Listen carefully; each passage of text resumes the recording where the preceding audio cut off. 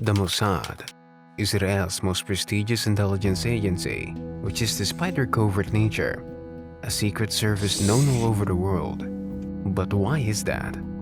From the tiny country that is Israel, the Mossad is feared and respected by the rest of the world, and they mostly enforce that.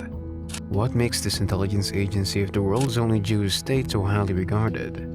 It might have something to do with that they're as dangerous as they come, and they stop for nothing. For the Mossad, there's no other way but to accomplish the mission at all costs. Welcome to the Spy Network.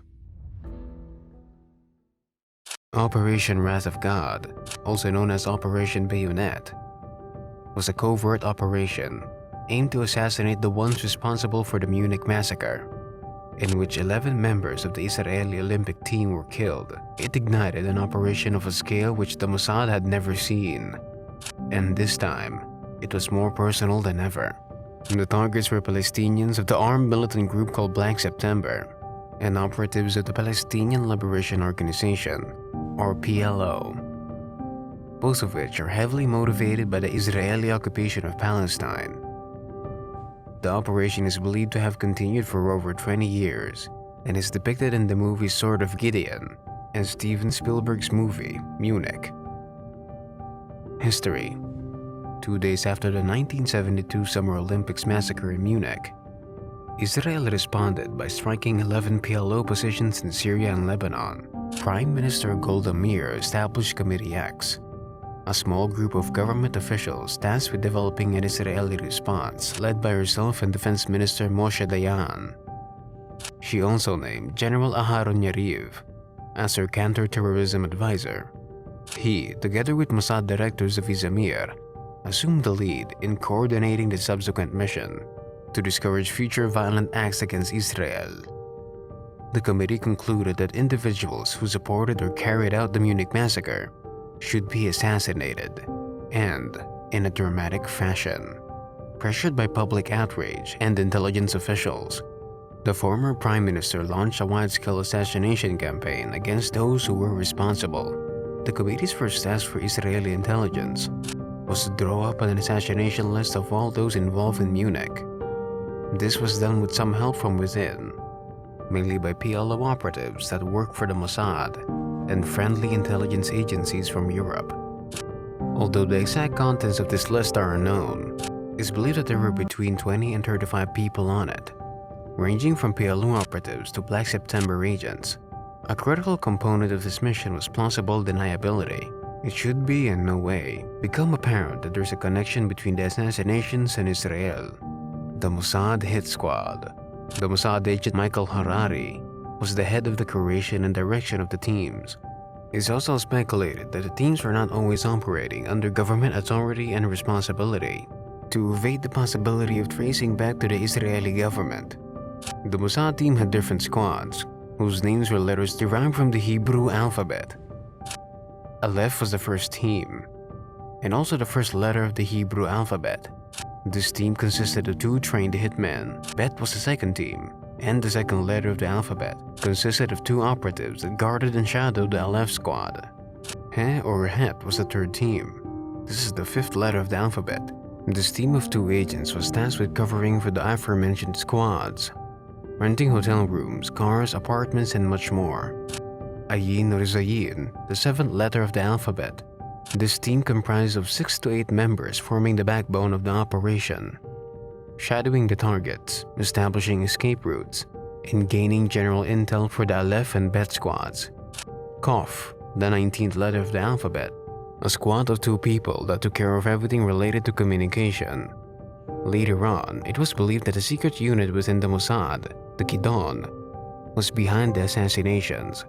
The Kidon is an elite unit whose primary responsibilities are planning and executing assassination campaigns against enemies of the Israeli state.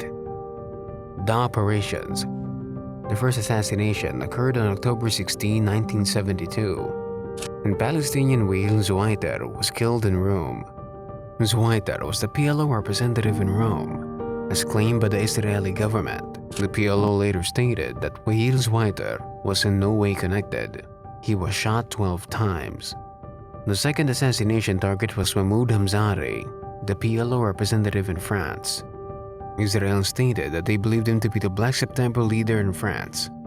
A Mossad agent posing as an Italian journalist lured Mahmoud out of his apartment so that operatives could plant a bomb under his desk phone. When the Italian journalist called back to Mahmoud's apartment, asking him to verify his identity, it was signaled back to his team, who could then send a detonation signal, mortally wounding Mahmoud. Although not fatally wounded directly, he was conscious long enough to tell detectives what happened. He did not survive the attack, passing away in the hospital several weeks later. This was the first in a series of assassinations carried out in France by the Mossad. 3 operatives on the list of the Mossad lived in heavily guarded houses in Lebanon. This required a new level of sophistication, because the previously used methods were of no use there. A new mission was born, dubbed as the Operation Spring of Youth, a sub-operation of the Operation Wrath of God. On the night of the 9th of April, 1973, several Israeli commando squads landed on the coast of Lebanon. They were welcomed by the Mossad agents, who drove them to the premises of the targets. The commandos were dressed as civilians, some even disguised as women.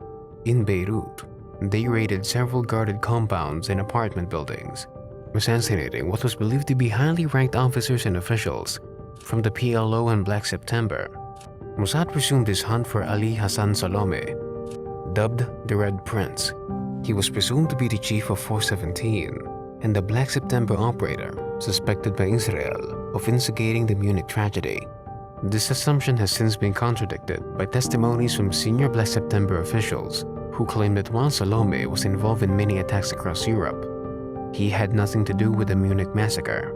Almost a full year after Munich, Mossad believed they had finally located Salome in the small Norwegian town of Lillehammer. On July 21, 1973, on what would become known as the Lillehammer Affair, a team of Mossad agents shot and killed Ahmed Bouchiki, a Moroccan waiter unrelated to the Munich attack in Black September.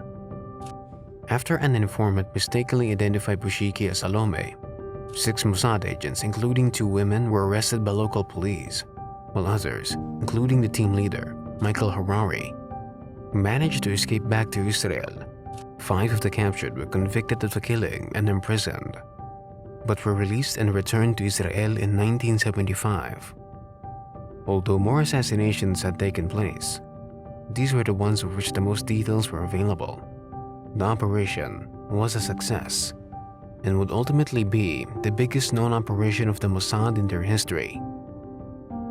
This was a look into the extremely covert and highly sophisticated operation of assassinations, all part of Operation Wrath of God. Thank you for watching, and I'll see you all in the next video.